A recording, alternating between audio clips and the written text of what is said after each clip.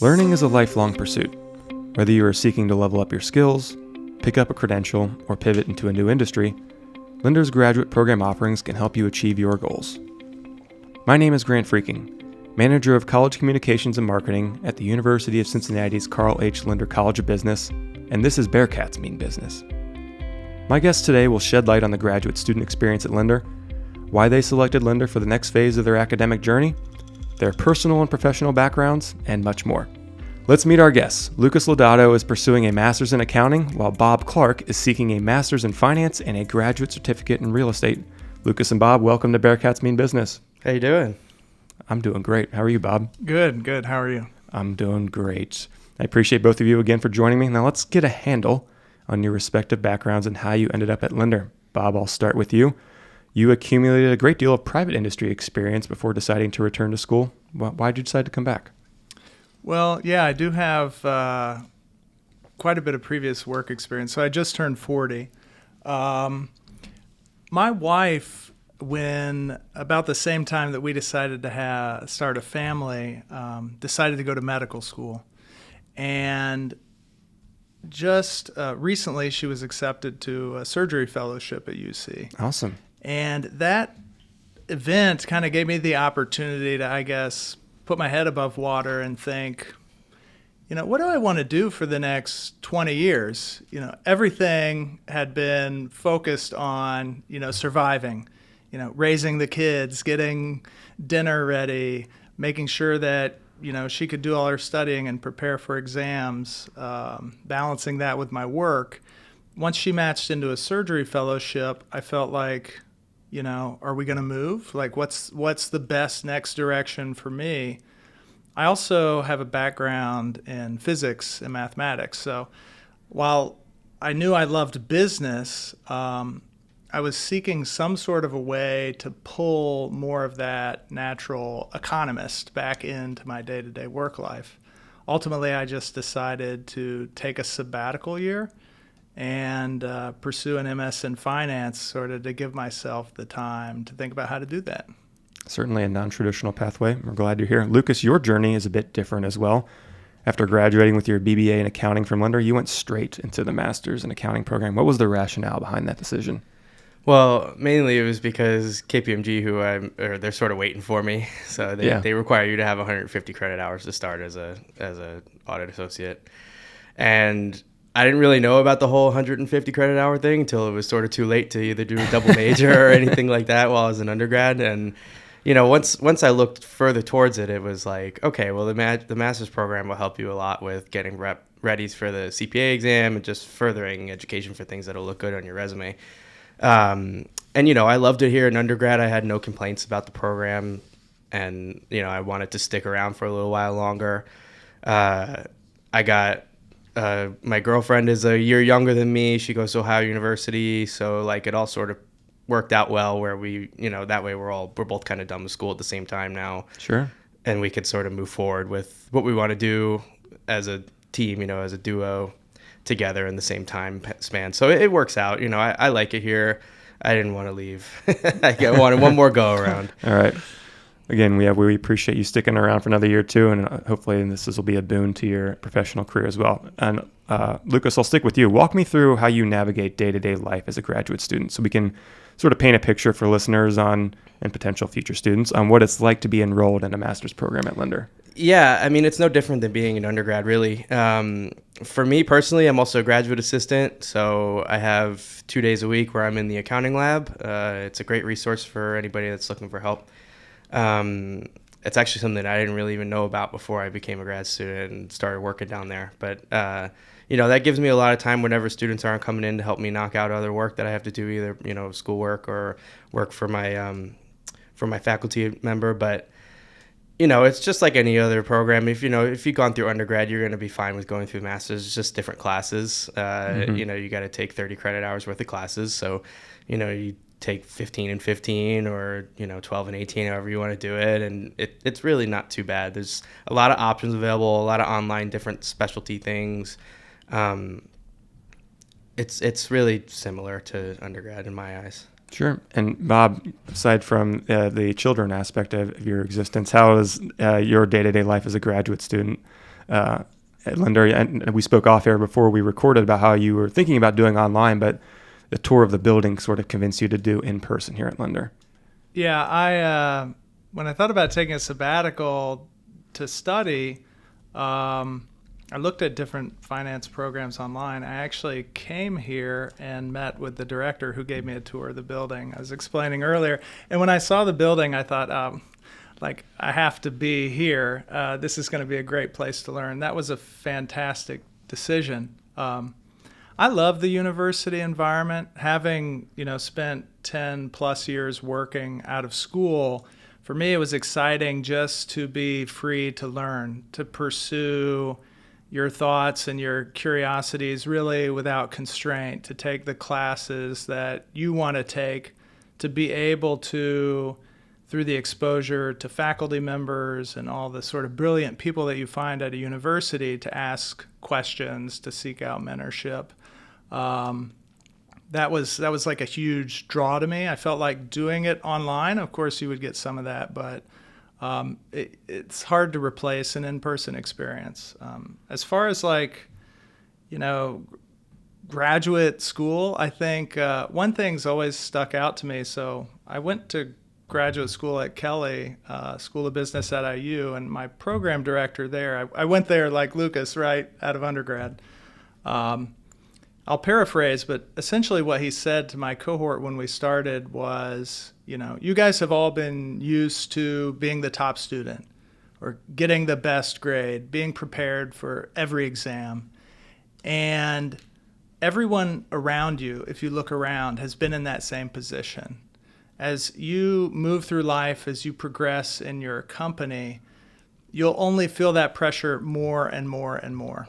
And so our job here, my job, is to sort of get you ready for the real world. And in the real world, there's always going to be someone smarter. There's always going to be people who are willing to work harder. There's going to be others who are willing to sacrifice their friends or their family for their career. You'll have too much reading assigned to get it all done. You'll have too many exams to feel totally prepared.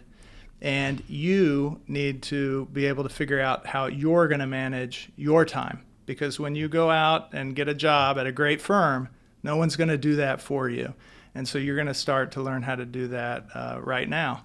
And I don't know if that's advice or it was just a nugget of wisdom, but it's something that stayed with me for the rest of my life. And I think for some people, maybe that creates stress. So graduate school, like college, I guess, can be a stressful experience, but it's also an exciting experience, one where you feel like you really take on a lot of autonomy. And at the end of the day, you learn that only you can be held accountable for, what you do and how you use your time. Sure. We always appreciate keeping it real, too.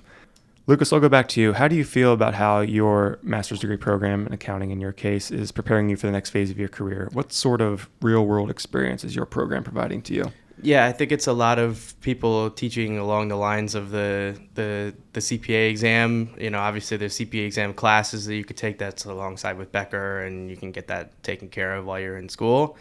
That was a big attraction to the program for me. It's just actually like forcing myself to study and be on the right track and get a grade for it. And, a lot of the professors that are teaching master's programs are people who have been there and done that, hold the credentials and can give you that sort of advice to get where you want to go. I was fortunate enough to have enough college credits coming out of high school where I could take a semester off in undergrad here and not be off track. So I was able to do that internship with KPMG, and they wanted to have me back. So definitely do that as an accounting student if you can. Get as many internships in as you can, especially if you could do it during the busy season like I did. If you have enough credits where you could take a semester off, definitely do it. It's a good thing to know as you're going through the rest of your schooling. Like, what can I expect once I get out? Do I find a place that I enjoy? Maybe you go into audit and you hate it. Maybe you go into tax and you hate it, right? There's a lot of options for you to go through with an accounting degree. And so it's good that while you can find your way before you're more or less sort of stuck in it, and you're in there full time and you don't have as much flexibility. Sure. An accounting co-op or an accounting internship during busy season puts the real, I think, in real world experience. Yeah, for sure. Yeah. Bob, what about you? What sort of a real world experience would you say you're getting through the MS Finance program? The part of what drew me to the finance curriculum was that it was, there's a breadth of classes that you can take.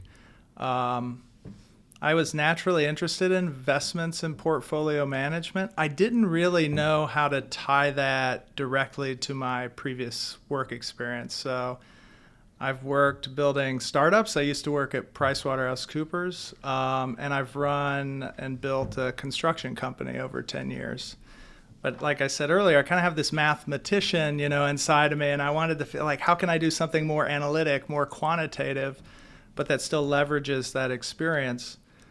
It took me a while, but eventually I realized through taking my courses that I was really interested in alternative investments, and I discovered real estate as an investment asset class that would allow me to sort of leverage my experience in construction and marketing and business in general with, what I had interests in finance, analyzing and thinking about a deal. So I could sort of, whether it's new development or a value add transaction, I realized that real estate, sort of provided me this opportunity to leverage everything I've done and couple it with some newfound sort of finance skills.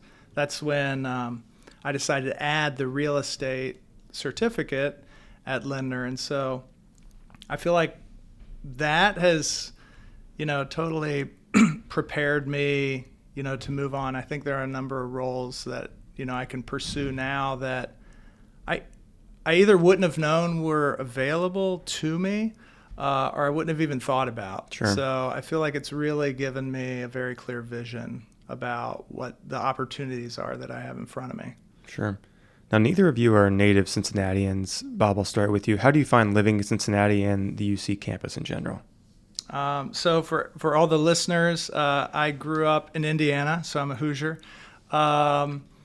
I moved to Cincinnati, so close to Indianapolis. I spent a lot of time in Bloomington, lived in Indianapolis a couple of times. I came to Cincinnati periodically growing up, mostly to watch Reds games.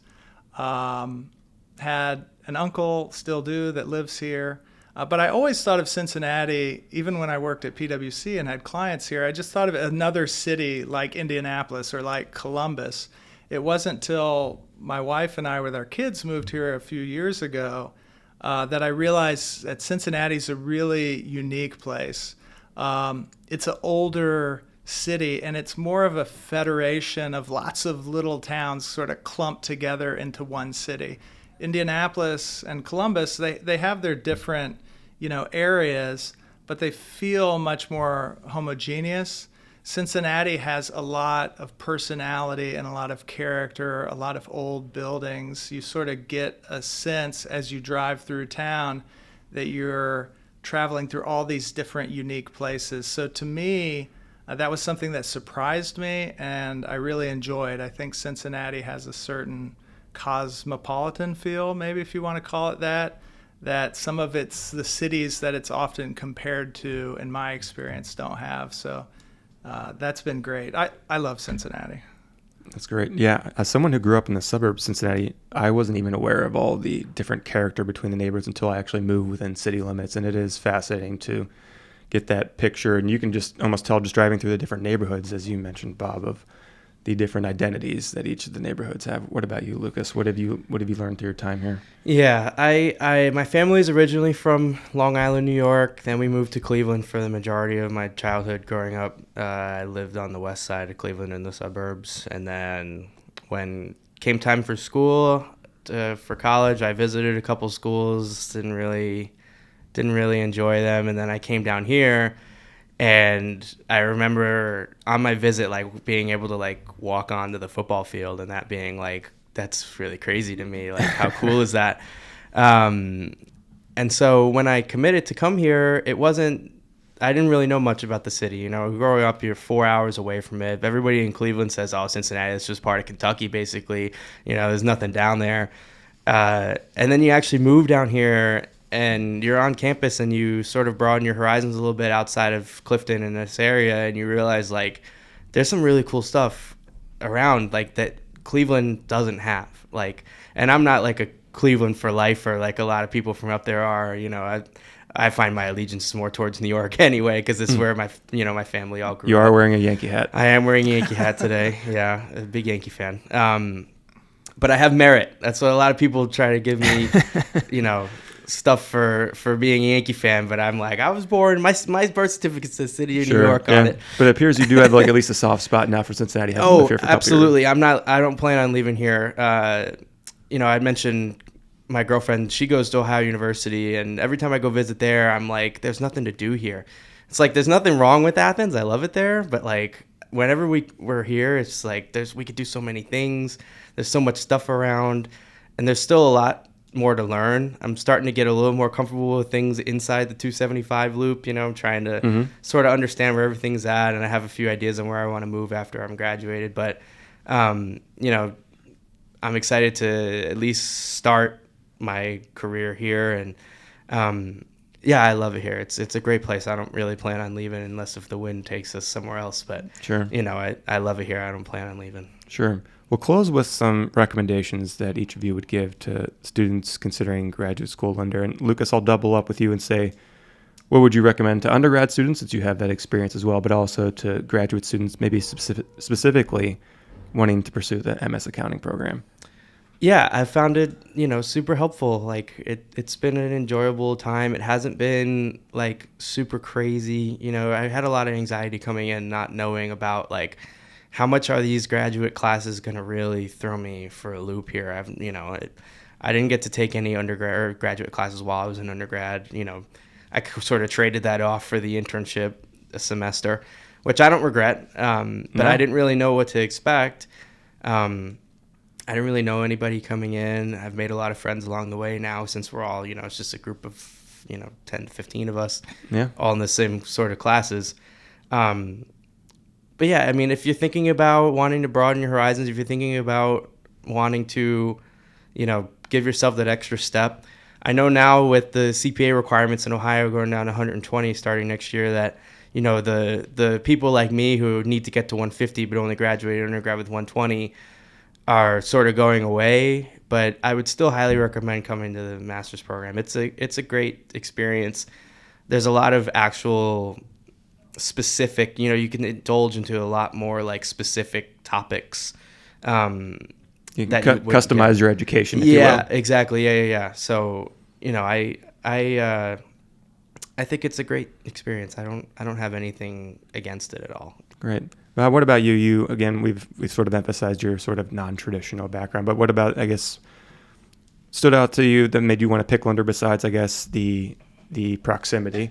And, what advice would you give to students considering the MS finance program? I guess this would be relevant to students interested in MS finance, but graduate school in general. Having worked, what you realize when you leave school is that you leave the dozens or hundreds of faculty that you essentially have free access to as a student.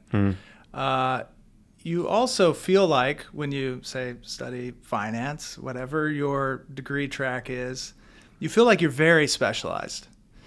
And what you realize when you start working is that you don't really know what specialization is yet.